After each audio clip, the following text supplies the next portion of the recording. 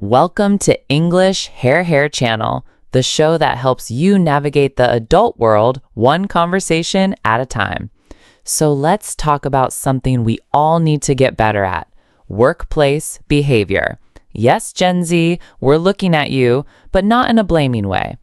In fact, this is about bridging the gap between generations, not deepening it. Because the truth is, Gen Z is energetic, creative, and values-driven. But when it comes to the workplace, many young professionals are struggling with one thing: how to communicate and behave professionally. Let's explore some common pitfalls and how you can flip the script. That's not my job.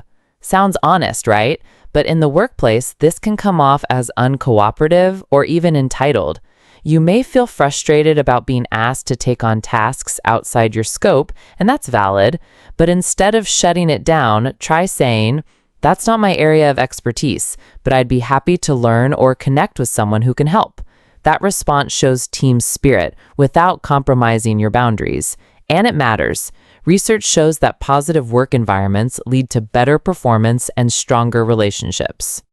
Can I work remotely? Now, don't get me wrong. Work remote has changed the game.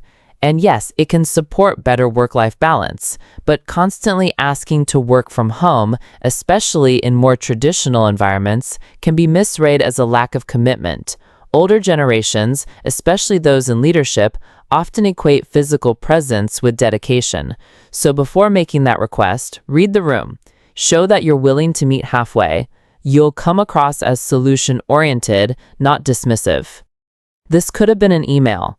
We've all been there. Endless meetings that could have been summed up in 2 bullet points.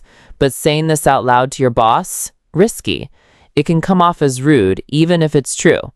Instead, lean in, take notes, be present. Then, later, suggest a more efficient format for future updates. You'll come across as solution-oriented, not dismissive. "I was only a few minutes late." To you, it's no big deal. But to your manager, it's a red flag. Punctuality isn't just about the clock. It signals respect and professionalism. Being consistently late, even by 5 minutes, tells others that their time isn't as important as yours. And trust me, that adds up fast. Gen Z slang and humor in serious moments. Using internet lingo or cracking memes during a tense meeting can lighten the mood, but it can also undermine your credibility. Your manager may appreciate your sense of humor, just not in every context. So save the slay and "it's giving" for your group chat.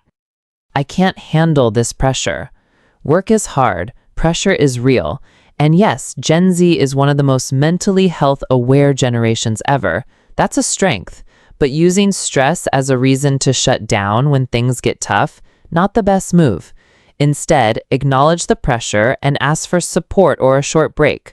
Learn to cope, because stress management is part of growth. Take care of your mental health, but don't let it stop you from stepping up. Final thoughts? Workplaces aren't always easy, but with a bit of self-awareness and communication, Gen Z can thrive, not just survive.